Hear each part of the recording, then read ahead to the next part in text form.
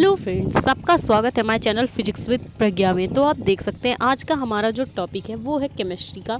Chemistry में हमने जो आपका चैप्टर सेकंड विलियन वाला चैप्टर के सारे इंपॉर्टेंट क्वेश्चन कराए हैं, तो उसी का ये क्वेश्चन है। उसमें डेफिनेशन पूछी गई थी कि मोलरता और मोलरता क्या होती है। ठीक है, तो उसके बारे में हम बात करने वाले हैं। तो मोलरता, इसको इंग्लिश में क्या बोलते हैं? इसका इंग्लिश नेम है मोलैलिटी। क्या बोलते हैं? मोलरता, इसका इंग्लिश नेम मोलैलिटी है। ठीक है, तो इसकी डेफिनेशन क्या होती है, इसका फॉर्मूला क्या होता है, सब कुछ हम स्टेप बाय स्टेप बात करेंगे। तो चलिए पहले इसकी डेफिनेशन देख लेते हैं। तो मोलरता होती क्या है? मोलरता क्या होती है? किसी विलयन की मोलरता उस विलयन के 1 किलो विलायक में, 1 किलोग्राम विलायक में उपस्थित विलेय के मोलों की संख्या होती है।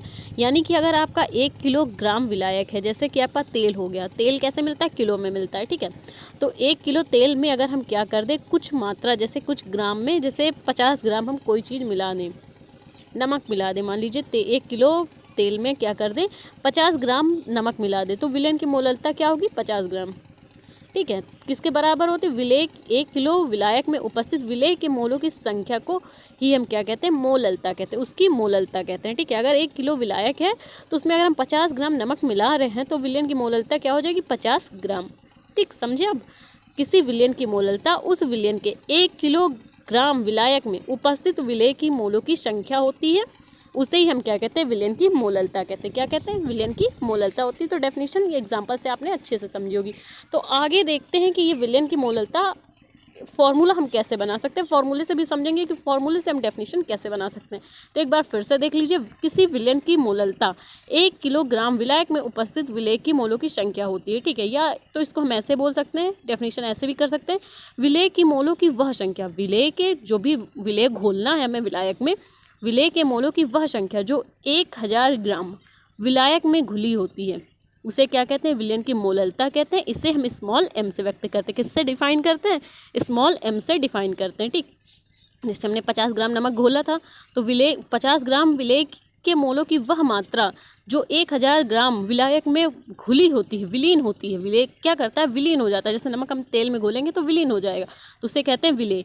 और विलायक क्या होता है? जिसमें हमें घोलना होता है, तो उसे क्या कहते हैं? विलयन की मोलरता। इसे स्मॉल m से व्यक्त करते हैं। ठीक, तो मोलरता आप देख सकते हैं, फॉर्मूला इसका क्या होता है? मोलरता small m is equal to विलेय के मोलों की संख्या। ठीक है, विलेय के मोलों की संख्या जिसको हमें विलीन करना है उसकी संख्या। ठीक है, बटे विलायक का द्रव्यमान। विलायक का द्रव्यमान कितना था? विलायक 1 किलोग्राम। ठीक है, तो अब इससे हम डेफिनेशन कैसे बना सकते हैं? फॉर्मूला है आपका मोलरता capital small m is equal to विलेय के मोलों की संख्या बटे विलायक का द्रव्यमान kg में। तो अगर हम 1 किलोग्राम आपका विलायक है, ठीक है, अगर हम क्या करें, 1 किलोग्राम में है विलायक, इसको मोलरता के साइड ले जाएं, अब मैथ वाले होंगे तो अच्छे से समझ में आएगा। ठीक है, तो 1 किलोग्राम आपका जो विलायक है उसको मोलरता के साइड ले जाएं तो किसके बराबर होगी? विलेय के मोलों की संख्या।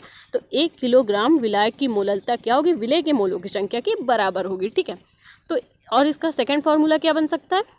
m इज इक्वल टू विलेय की मात्रा बटे विलेय का अणुभार। ये किस लिए किया गया है?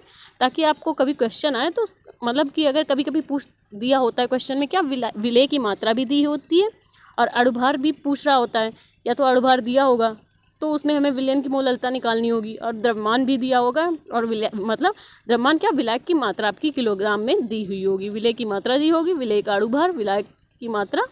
ठीक, तो 1 मोल किसके बराबर होता है इसके बारे में बात कर लेते हैं। 1 मोल बराबर होता है आपका ग्राम भार बटे अणुभार। 1 मोल किसके बराबर? ग्राम भार बटे अणुभार के।